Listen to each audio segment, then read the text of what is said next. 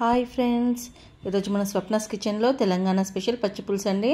దానికోసం చింతపండు, పచ్చిమిర్చి, ఆనియన్, కరివేపాకు, కొత్తిమీర, ఉప్పు సింపుల్ ఇంగ్రీడియంట్స్ తోటి చేసుకోవడం ఎలానో చూపిస్తాను.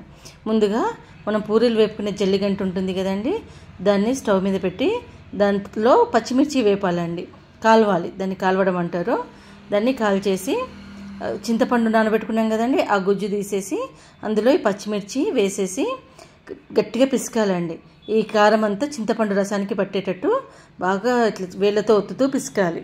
పిసికినాక అందులోనే ఆనియన్, ఉప్పు అంటే దొడ్డుప్పు కూడా వేసుకొని పిసుకోవచ్చు, కానీ నేను సన్నుప్పు వేసుకున్నాను. అవి కలిపి గట్టిగా నొక్కుతూ పిసకాలి. ఉప్పు అనేది మన టేస్ట్కి తగ్గట్టు వేసుకోవాలండి. ఎవరి టేస్ట్కి తగ్గట్టు వాళ్ళు ఉప్పు, కారం వేసుకుంటారు.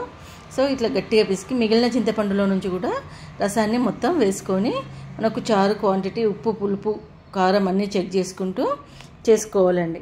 సింపుల్ ఇంగ్రీడియంట్స్ అండి, పెద్దగా ఏమి ఉండదు. అప్పుడు కలిపినాక ఈ పచ్చిమిర్చి గుజ్జు అనేది ఉంటుంది కదా, ఈ గుజ్జును తీసేయాలండి చారులో నుంచి. వేళ్ళతో వచ్చేస్తుంది మనకు, నేను వడబోయడం అవసరం లేదు, వేళ్ళతో వచ్చేస్తుంది. తీసేసి పక్కకి వేసేసుకొని చారును తాలింపు వేసేసుకోవాలి.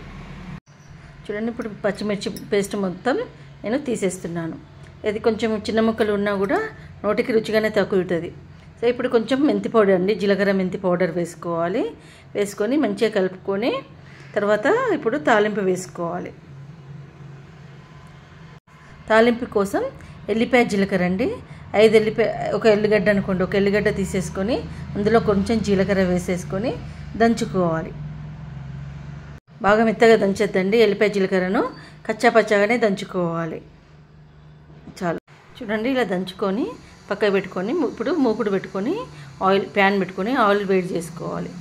ఆయిల్ వేసుకొని కొంచెమే ఆయిల్ వేయాలండి, ఎక్కువ వేయొద్దు. కొంచెమే ఆయిల్ వేసి ఆయిల్ వేడి అయినాక మనం తాలింపు గింజలు వేసుకోవాలి. మనం ఎల్లిపాయలలో జీలకర్ర వేసినాం కాబట్టి జీలకర్ర కొంచెమే వేయాలండి, ఎక్కువ వేయొద్దు. తర్వాత ఆవాలు వేసుకున్నాక ఇప్పుడు దంచి పెట్టుకున్న ఎల్లిపాయ జీలకర్ర ముద్ద వేసి ఎల్లిపాయ అనేది ఎర్రగా వేగేదాకా మంచిగా ఒక 2-3 నిమిషాలు వేపుకోవాలి.